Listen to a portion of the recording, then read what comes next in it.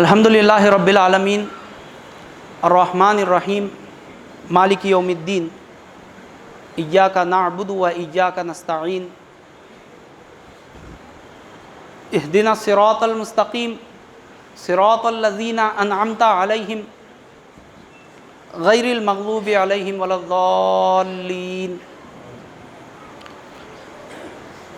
یہ سورۃ الفاتحہ تمام قرآن مجید کا نچوڑ ہے، بہت ہی جامع صورت ہے۔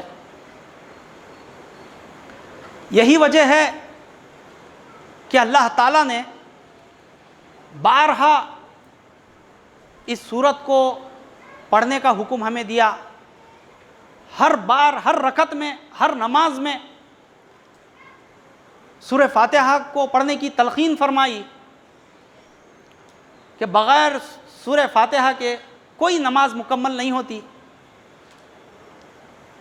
آخر کیا بتانا چاہتا ہے اللہ تعالیٰ؟ ہر وقت اس کو پڑھنے کے لیے جو کہہ رہا ہے، اس میں کیا مقصد ہے؟ تمام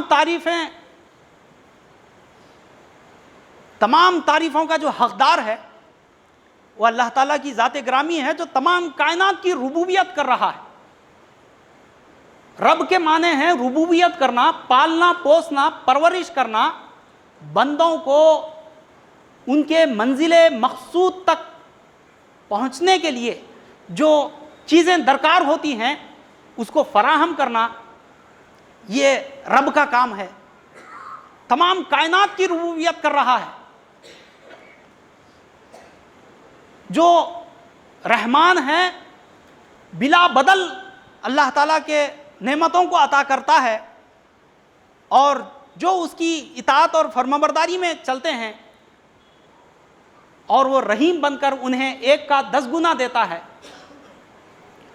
اور اتنی سب آسانیاں اور اتنی سب چیزیں فراہم کرنے کے باوجود اگر کوئی کوتاہی کرتا ہے، ان احکامات سے انحراف کرتا ہے، منہ موڑ لیتا ہے، اور بس اپنی عقل کے مطابق چلتا ہے اور اپنی ہی زندگی، دنیاوی زندگی گزارتا ہے، اس دنیا میں پھنسا ہوا رہتا ہے، دنیاوی دلدل میں، نہ اس کو یہ توفیق ہوتی ہے کہ اللہ کے دین کی خدمت کی جائے، کچھ ایثار و قربانی کی جائے، غیب پر یقین رکھا جائے، غیب پر ایمان لایا جائے،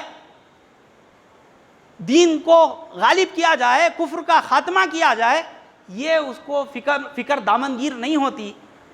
تو ویسے لوگوں سے اللہ مالک یوم الدین بن کر حساب کتاب لیتا ہے۔ وہ فیصلے کے دن کا مالک بن کر وہ حساب کتاب لینے پر بیٹھتا ہے۔ ذرے ذرے کا اس کے پاس حساب ہوگا۔ تو وہ مالک یوم الدین ہے۔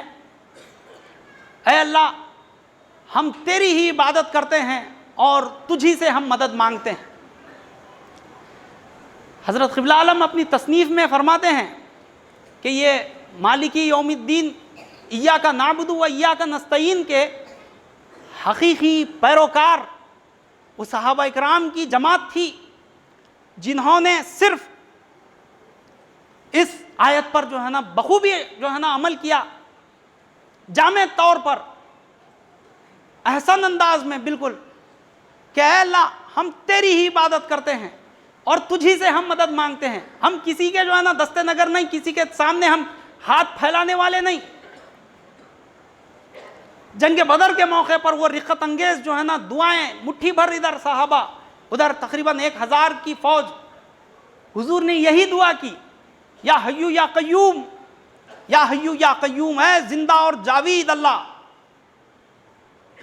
اگر یہ تیرے مٹھی بھر بندے اگر یہاں پر یہ ختم ہو جائیں تو رہتی دنیا تک تیرا کوئی نام لینے والا نہیں ہوگا۔ وہ یعنی ہم تیری ہی عبادت کرتے ہیں اور تجھی سے ہم مدد مانگ رہے ہیں۔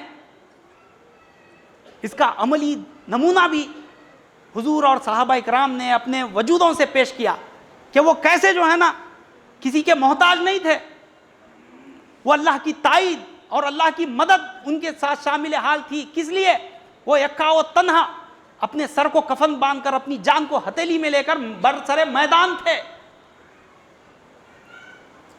کسی کی جو ہے نا پرواہ نہیں کی، سامنے جو ہے نا ہزاروں کا لشکر ہے یا جو ہے نا بڑی بڑی فوجیں سامنے موجود ہیں، ان سے نہ کبھی ڈرے اور نہ کبھی دبے، دین کے جھنڈے گاڑتے ہوئے گئے ہر وقت ہمیشہ۔ تو یہ جو ہے نا کامیابی اور کامرانی ان کے قدم کو چومتے ہوئے آئی، اس ایمان کے ساتھ، اس یقین کے ساتھ کہ جو ہے نا یہ ہم جو ہے نا حق پر ہیں، یہ دین حق ہے، اور یہ جو ہے نا دین غالب آنے والا دین ہے، حق کا غلبہ ہوگا اور کفر کا منہ کالا ہو جائے گا۔ انہوں نے یہ نہیں دیکھا کہ سامنے جو باطل طاقتیں ہیں، کفار دشمنان اسلام کتنی بڑی تعداد میں ہیں، اس کی فکر نہیں کی، بلکہ اللہ تعالیٰ کا یہ وعدہ ہے، کم من فیۃ خلیلۃ غلبت فیۃ کثیرۃ باذن اللہ، یہ اللہ کی سنت رہی ہے کہ اللہ اپنے مٹھی بھر بندوں کو دشمنان اسلام کی بڑی بڑی فوجوں پر غالب کر کے بتاتا ہے، یہ اللہ کی سنت ہے۔ کیوں؟ کیونکہ جو ہے نا یہ لوگ اللہ اور اس کے رسول کے نام پر اٹھے تھے، کوئی دنیاوی غرض و غایت کے لیے نہیں۔ تو یہ جو ہے نا اللہ تعالیٰ فرما رہا ہے کہ ایاک نعبد و ایاک نستعین، اے اللہ یہ جو راستے تو نے بتائے اس پر ہمیں ثابت قدم رکھ، استقامت طلب راستہ، اہدنا الصراط المستقیم، اس راستے پر ہمارے پاؤں کو جمائے رکھ مضبوطی سے۔ اے اللہ صراط الذین انعمت علیہم، اے اللہ تو ہمیں ان لوگوں کے راستے پر چلا جن پر تیرا انعام ہوا، جو انعام یافتہ لوگ ہیں، من النبیین، صدیقین، شہداء، صالحین، یہ اللہ کے مقرب بندے، یہ پاک باز بندے، اللہ کے متقی بندے، ان کے نقش قدم پر ہمیں چلا۔ ان کی زندگی اٹھا کے دیکھیے، قسم پرسی میں مخالفت، مصیبتیں، کبھی مسجدوں سے نکالے جا رہے ہیں، کبھی جو ہے نا در بدر پھر رہے ہیں۔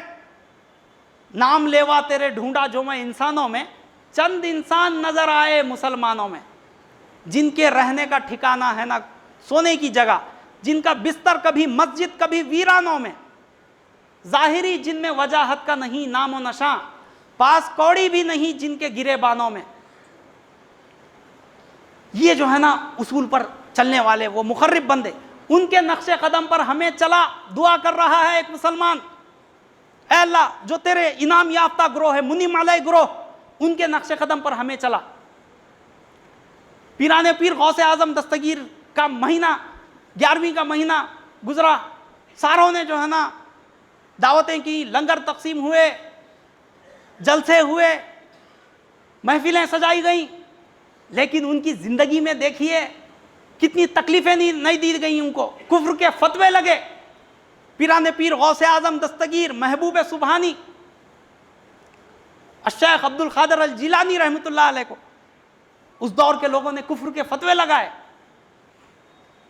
امام اعظم ابو حنیفہ کو ان کی تاریخ اٹھا کے دیکھیے، ستایا گیا، وقت کے بادشاہ نے، حاکم نے ان کو جیل میں ڈالا، حتیٰ کہ ان کی موت واقع ہو گئی جیل میں، لاش کو تک باہر لے جانے کو نہیں دیا گیا، وہیں دوسرے قیدیوں نے مل کر اندر ہی تدفین کر دی ان کی۔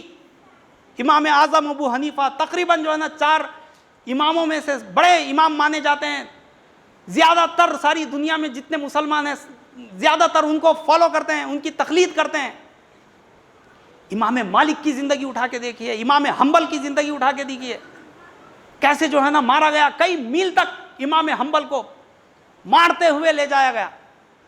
یہ جو ہے نا جو حق پرست جو لوگ ہوتے ہیں اور جو حق پر قائم رہتے ہیں، انہیں ہر وقت جو ہے نا، کیونکہ حضور سردار دو عالم صلی اللہ علیہ وسلم کا فرمان ہے کہ الدنیا سجن المومن، یہ جو دنیا ہے مومن کے لیے قید خانہ ہے، جیل ہے، جیل مومن کے لیے، اس کو کسی بھی قسم کی آزادی نہیں ہے، وہ ہر چیز میں پابند ہے، پابندی ہے اس کے لیے، اور وہ جنت کا حقدار ہے۔ اور جنت کہاں ہے؟ الجنت تحت ظلال السیوف، جنت تلواروں کے سائے میں ہے، تلواریں اوپر بچھی ہوئی ہیں اس کے سائے میں جنت، ایسا نہیں، تلواروں کے سائے سے مراد مصیبتوں میں جان کا خطرہ ہمیشہ لاحق ہوتا ہوا ہوگا، ویسے اس میں جنت ہے، آرامی میں، چین و سکون میں، اے سی کے جو ہے نا مکانات میں، نرم گدوں پر نہیں، مصیبتوں میں۔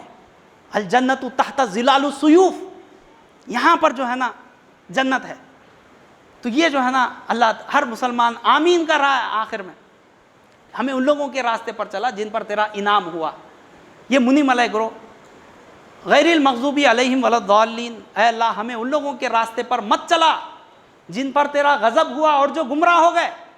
یہ یہود اور نصارہ ہیں جن پر اللہ کا غضب ہوا اور جو گمراہ ہو گئے، ان کی تخلیص سے، ان کے چال چلن سے، ان کے مکر و فریب سے ہمیں بچنا چاہیے، اجتناب کرنا چاہیے، ان کی ظاہری حلیہ خطا سے، کیونکہ حضرت قبلہ عالم فرماتے ہیں کہ جو انگریزوں کا، جو دجال کا ظاہری جو حلیہ جو کچھ ہے، اس کی جو طرز زندگی، روٹی مکان، کپڑا مکان، یہ سب چیزیں، اور یہ نوکری چاکری اور یہ ٹھاٹ باٹ دنیا داری، یہ سب چیزیں، اس ظاہری پہناوا، یہ داڑھی منڈانا اور یہ جو ہے نا زلفوں کو کٹوانا، یہ سب چیزیں جو کچھ ہے، ان سب چیزوں کی مخالف عمل کر کے زندگی بسر نہیں کرتا، وہ دوزخ سے بچ نہیں سکتا۔